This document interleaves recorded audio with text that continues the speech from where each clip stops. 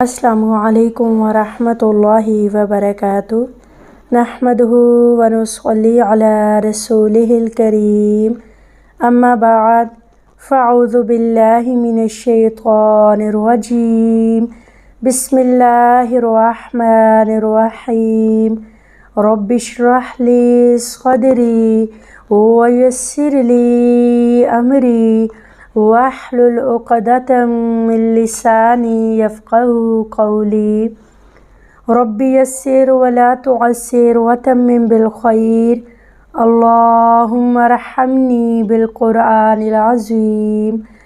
آج انشاءاللہ تعالیٰ آیت نمبر 17 سے 20 تک کی آیات میں اللہ کی توفیق سے انشاءاللہ تعالیٰ اس کی مختصر اور جامع تفسیر دیکھنے کی کوشش کریں گے۔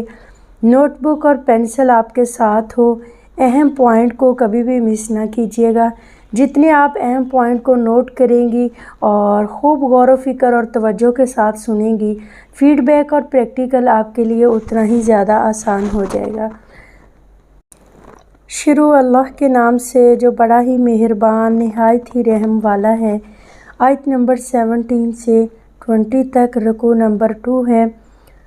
مثلهم كمثل الذي استوقد نارا فلما أضاءت ما حوله ذهب الله بنورهم وتركهم في ظلمات لا يبصرون۔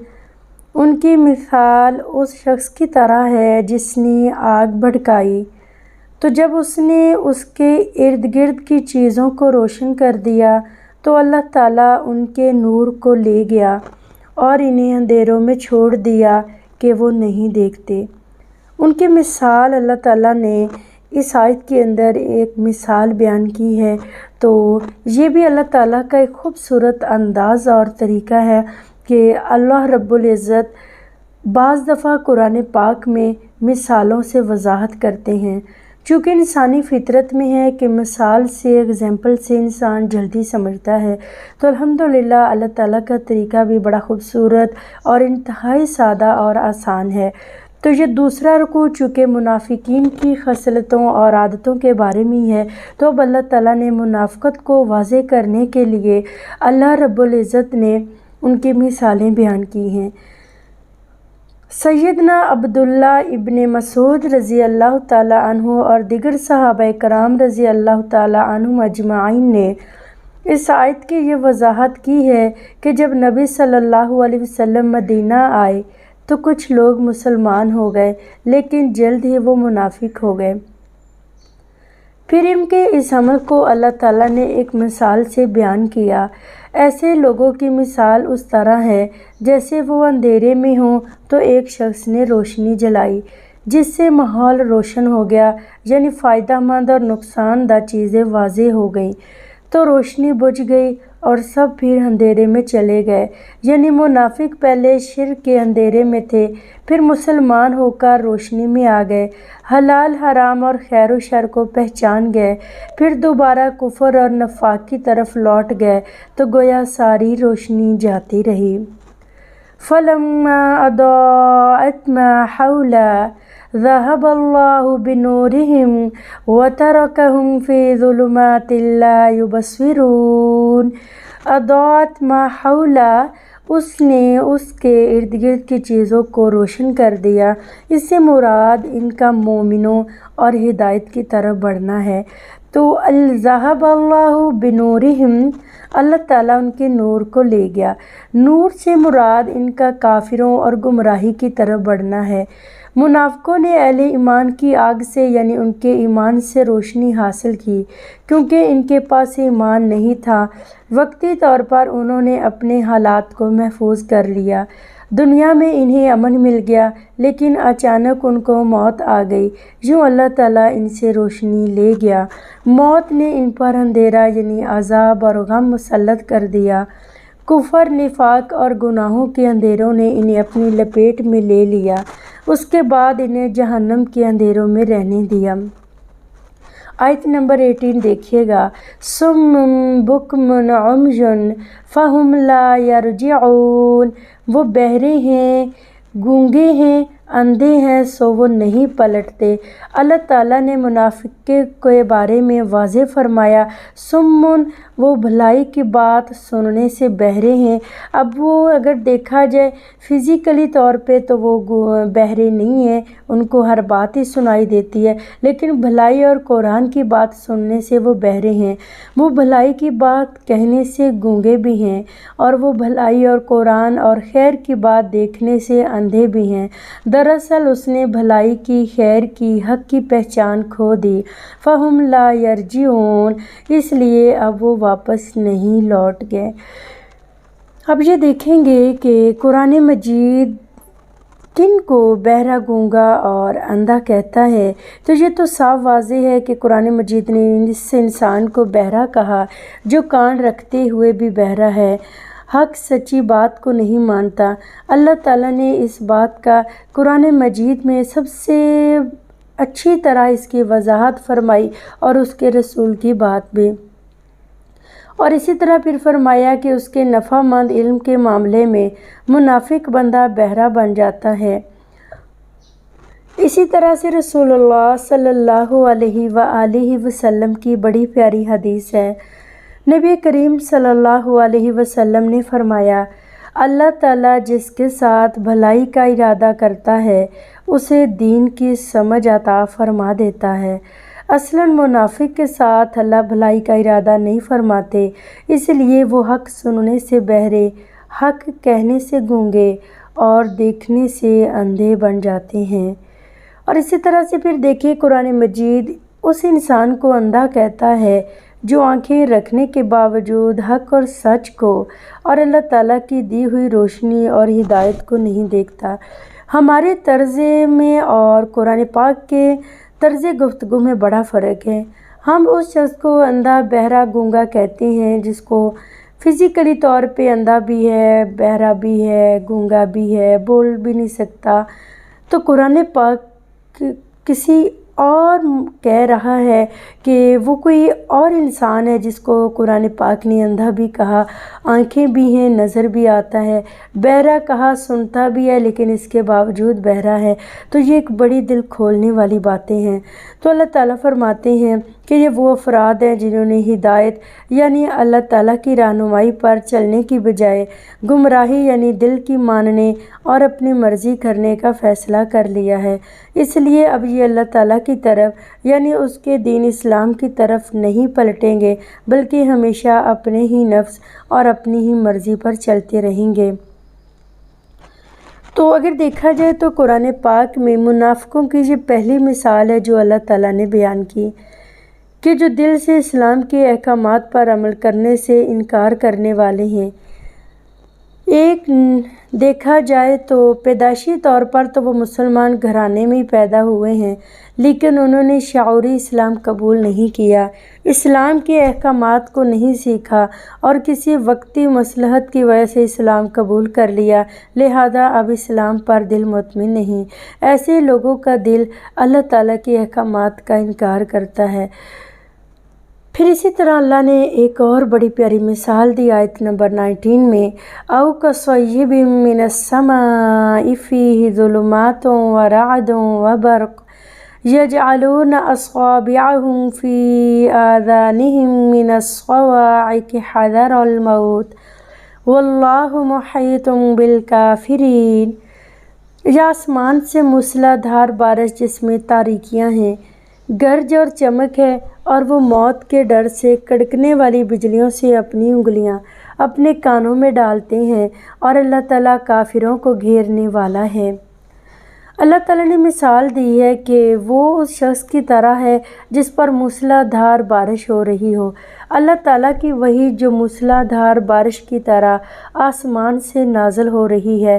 منافق اس میں سے اللہ تعالیٰ کے احکامات، وعدے اور وعیدیں سنتے ہیں، رعدن بادل کی کڑک کی طرح و برقن اور بجلی کی طرح گھبراہٹ میں مبتلا کرتے ہیں، وعدے اسے پریشان کرتے ہیں، اس لیے کہ وحی کی موسلا دھار بارش دراصل کفر اور نفاق کے اندھیروں میں اترنے والی بارش ہے۔ کفر اور نفاق کی وجہ سے حقیقت سمجھ نہیں آتی، وہ موت کے ڈر سے کڑکنے والی بجلیوں سے اپنی ہی انگلیاں اپنے کانوں میں ڈالتے ہیں، موت کے ڈر سے وہ اپنی انگلیاں اپنے کانوں میں ٹھونس لیتے ہیں۔ منافق کو اسی طرح وقتی طور پر سلامتی مل جاتی ہے مگر وہ اللہ تعالیٰ سے نہیں بھاگ سکتے۔ منافق اپنی ذات اور مفادات کا تحفظ چاہتا ہے۔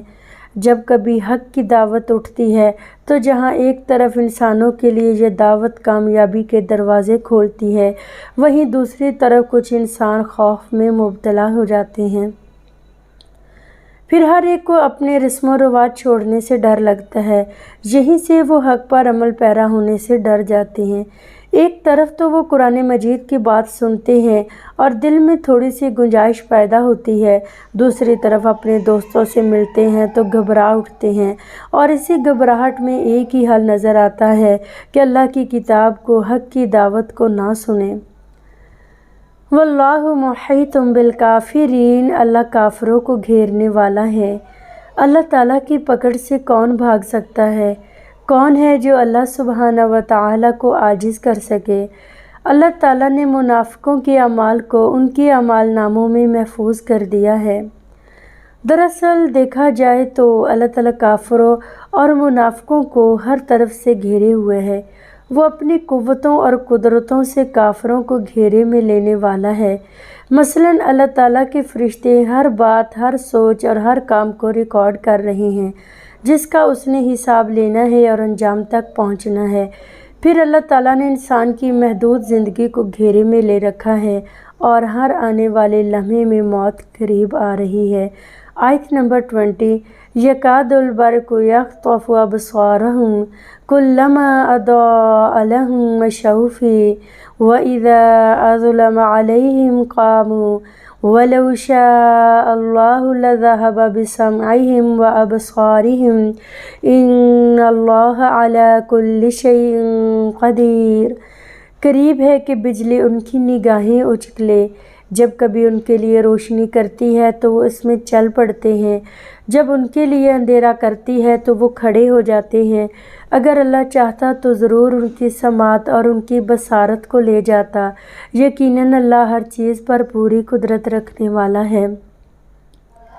یکاد البرق، قریب ہے کہ بجلی کی چمک، یعنی منافق اللہ تعالیٰ کے احکامات، اللہ تعالیٰ کے وعدے اور وعیدیں جو قرآن مجید میں آئی ہیں، انہیں سنتے تو ہیں، اسلام پر عمل پیرا کرنے کی کوشش کرتے ہیں، گھر والوں اور معاشرے کی طرف سے مخالفت ہوتی ہے تو وہ رک جاتے ہیں۔ یخطف ابصارہم، بصارت سے مراد ایمان کا نور ہے جو منافق میں کم ہوتا ہے۔ بصارت اچکنے سے مراد یہ ہے کہ مخالفت کی وجہ سے اللہ تعالیٰ کے احکامات پر عمل پیرا ہونے کی سمجھ ختم ہو جائے، گھر والوں اور معاشرے کے افراد کے ذہن سے ہی سوچنے لگ جائے۔ کلما اضاء لہم مشوا فیہ، تو اللہ تعالیٰ نے فرمایا کہ جب کبھی وہ قرآن مجید سے اللہ تعالیٰ کے وعدوں اور وعیدوں کو سنتے ہیں تو ایمان والوں کے ساتھ مل کر عمل صالح کرتے ہیں۔ وَإِذَا أَظْلَمَ عَلَيْهِمْ قَامُوا، منافق کے دل میں ایمان نہیں ہوتا، وہ اہل ایمان کے ایمان سے روشنی حاصل کرتے ہیں، اس لیے جب وہ قرآن و حدیث میں سے کچھ سنتے ہیں، انہیں تھوڑی سی روشنی ملتی ہے تو کچھ نیک عمل کر لیتے ہیں، اور جب وہ قرآن و حدیث کی مجالس میں نہیں جاتے، اللہ تعالیٰ کے وعدوں اور وعیدوں کو نہیں سنتے، تو پھر یوں سمجھے کہ ان پہ اندھیرا چھا جاتا ہے۔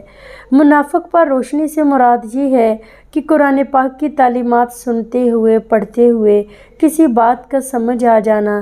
اندھیرا چھا جانے سے مراد یہ ہے کہ اگر دین کا حکم دل کی مرضی کے خلاف ہے یا گھر والوں کی یا معاشرے کے افراد پسند کے مطابق نہیں، اور انسان ان کی مخالفت یا اپنے نفس کی مخالفت برداشت نہ کر سکتا ہو تو اس حکم کو سمجھنے کے باوجود نظر انداز کر دے، اس لیے اپنے لیے پھر کیا ہوگا، عمل پیرا ہونا ضروری وہ نہ سمجھے گا۔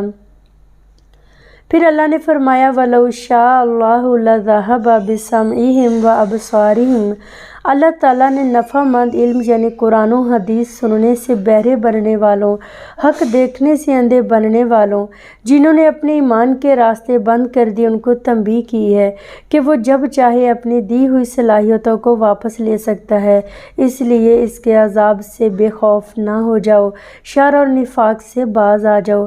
یہاں سماعت سے مراد اللہ تعالیٰ کی کتاب کو سننا ہے۔ سماعت سلب کرنے سے مراد یہ ہے کتاب سننے سے روک دینا۔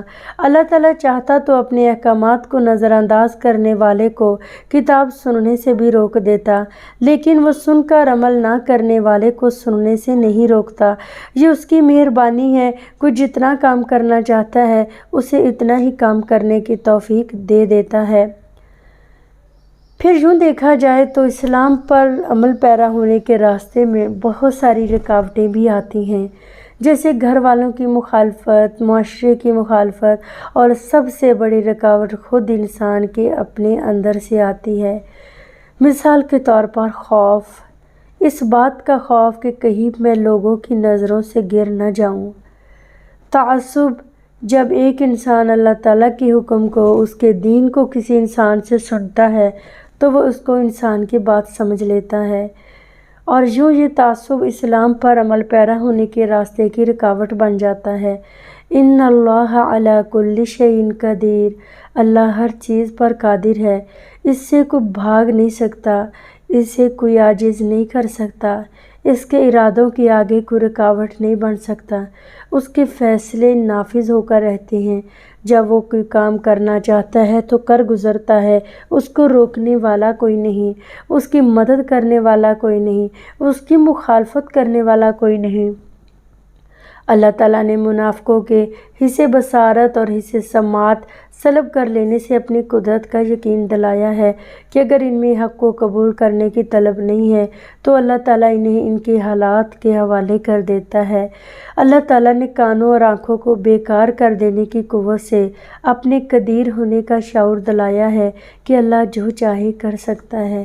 الحمدللہ، یہ 2 آیات کے اندر اللہ نے منافقوں کے عمل اور ان کا جو اللہ تعالیٰ نے بیان کیا کہ وہ اپنے آپ کو مسلمانوں کی صف میں تو شامل کرتے ہیں، لیکن ان کی شخصیت کیسی ہوتی ہے، ان کا رویہ کیسا ہے، ان کے معاملات کیسے ہیں، اور وہ دین کے بارے میں کتنے مضبوط ہیں۔